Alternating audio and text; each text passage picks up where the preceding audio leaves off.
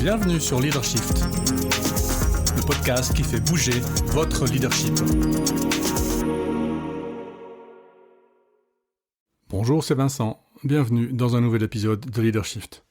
Cette semaine, on va parler de PME, de patrons de PME ou de patronnes de PME et de gouvernance de PME.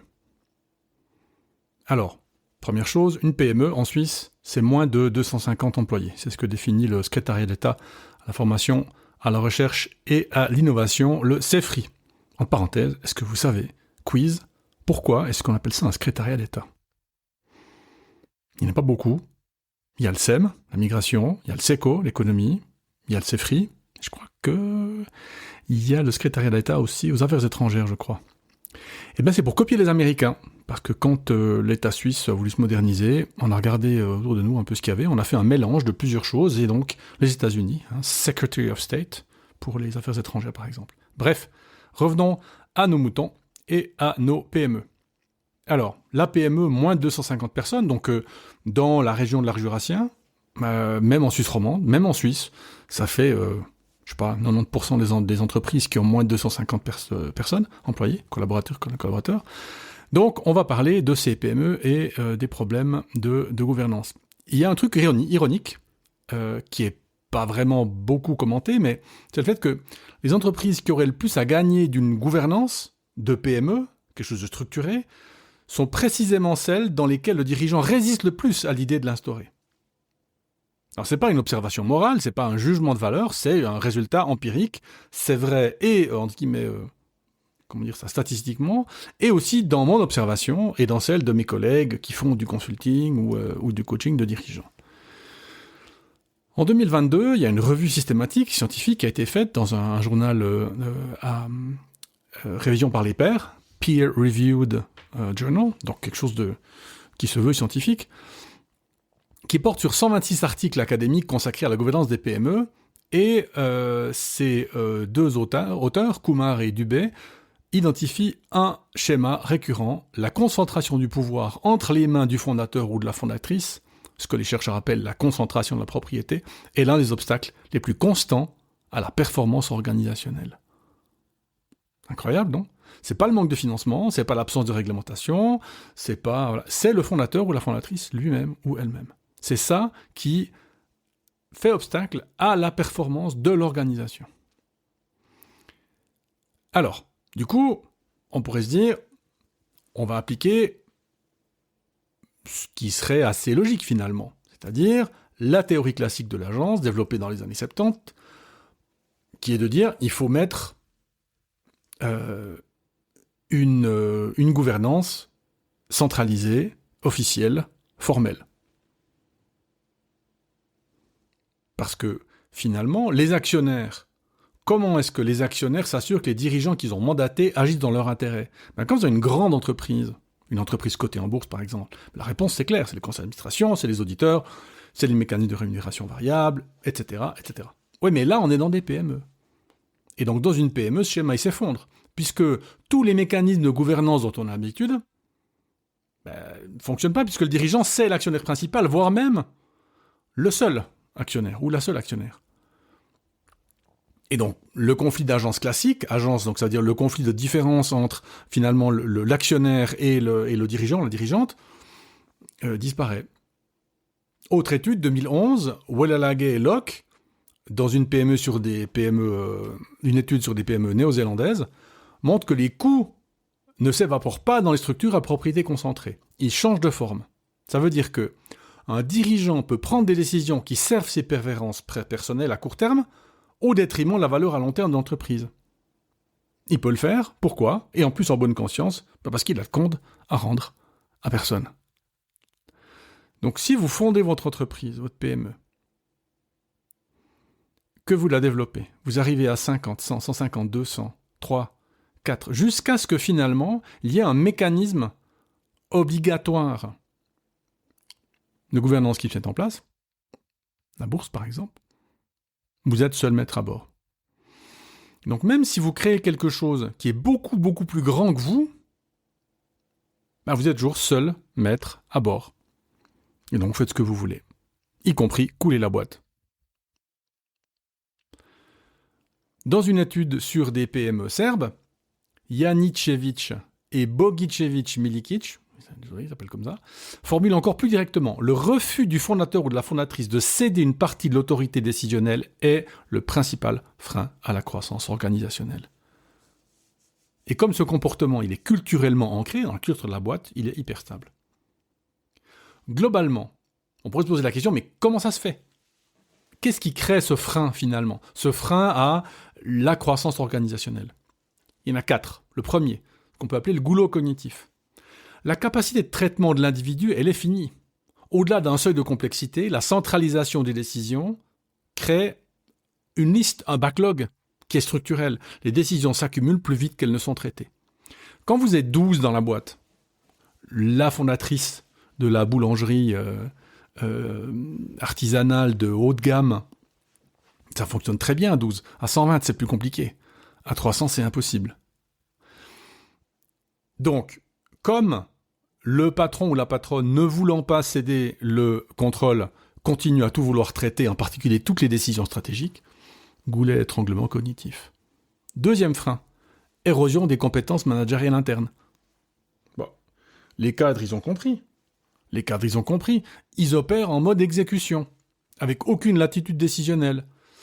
Alors, les muscles décisionnels ne se développent pas, les compétences managériales diminuent, l'organisation fonctionne, mais elle dépend beaucoup du fondateur, indépendamment de sa volonté de déléguer plus tard. Oui, mais pas maintenant. Oui, mais plus tard. Oui, mais après. Plus tard, c'est trop tard. Parce qu'en plus, troisième mécanisme, fuite des talents en haute autonomie. Ils ont vite compris, les jeunes, à 25 ans, à 28 ans. Les profils compétences disent, bon, j'ai appris des choses ici, mais je me barre, je peux pas rester. Parce que l'autorité va rester dans les mains de la fondatrice ou du fondateur. Et donc, ils quittent les structures, qu'ils les sous-utilisent, parfaitement logique. Et ça, c'est encore accéléré avec la génération Z. Quatrième mécanisme, pour créer ce frein à la croissance organisationnelle, à la performance organisationnelle, la non-institutionnalisation du savoir, il faut le dire. Les décisions sont centralisées, elles restent dans la tête du fondateur. Ça veut dire que les schémas de pourquoi est-ce que j'ai pris cette décision et de comment j'ai pris cette décision restent dans la tête. L'organisation n'apprend pas, elle exécute. Aucune routine décisionnelle collective ne se forme. C'est plutôt ce qu'on pourrait dire, le système est maintenu, il fonctionne, mais il ne se développe pas. Le système ne se développe pas. Il n'y a pas plus de personnes qui savent mieux décider. Il y a une personne qui décide de la même manière. Et donc le paradoxe central, c'est que le fondateur ou la fondatrice retient l'autorité pour protéger la qualité des décisions, mais c'est précisément ce mécanisme de protection qui plafonne la qualité systémique d'organisation. C'est incroyable, non ?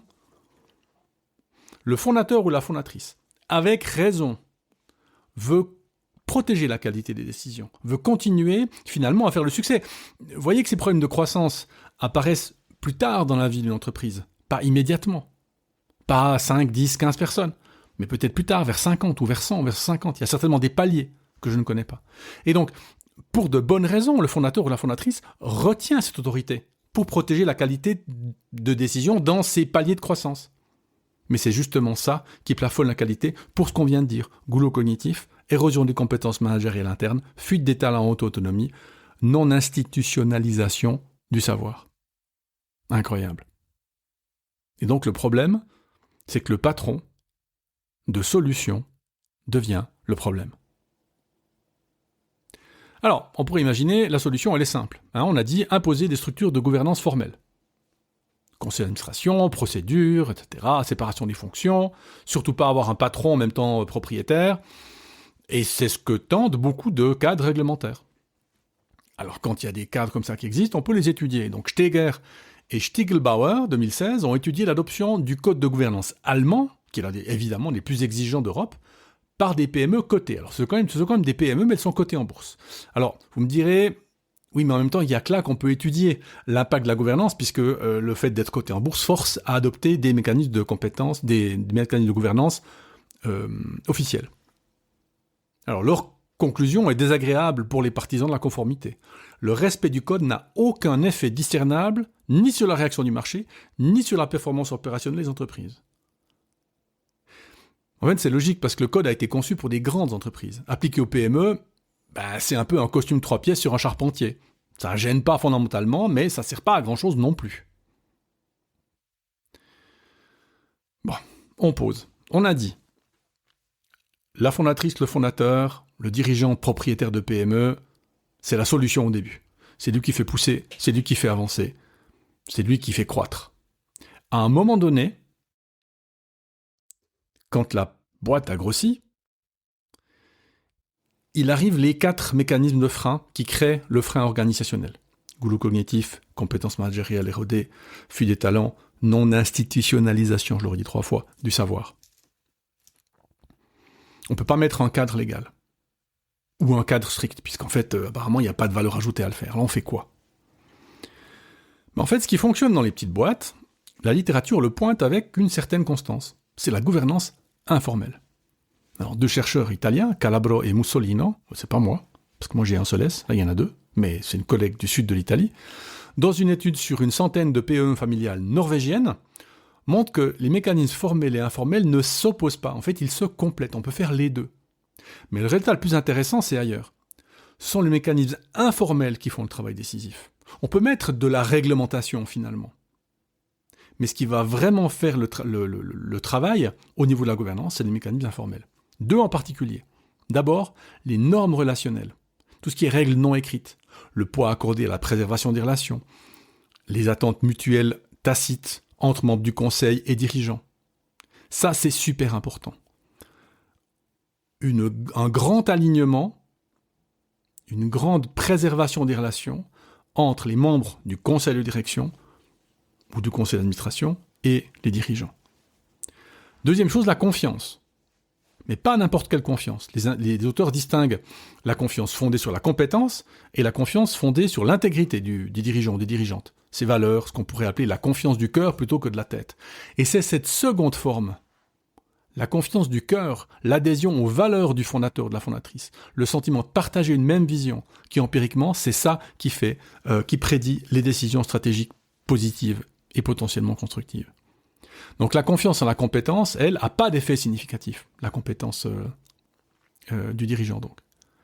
Donc ce qui gouverne une PME bien gérée, c'est un tissu de normes partagées et de liens de confiance morale. C'est pas un organigramme ou un mécanisme de contrôle interne. Et ça, c'est très intéressant.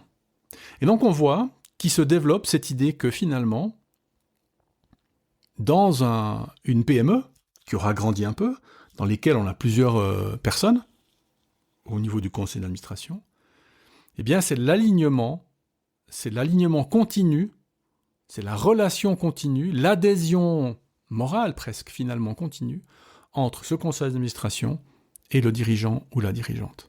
C'est ça qui va faire que finalement la croissance organisationnelle est possible. Alors ensuite on fait quoi? Qu'est-ce qu'on peut faire? Parce qu'il y a beaucoup de PME, il y a 3 voies documentées, et je ne vous cache pas qu'elles ne s'excluent pas, on peut faire les 3. La première, elle est structurelle. En Suisse, n'importe quel SA est légalement tenu de disposer d'un conseil d'administration. Mais rien dit qu'il doit être composé uniquement du fondateur.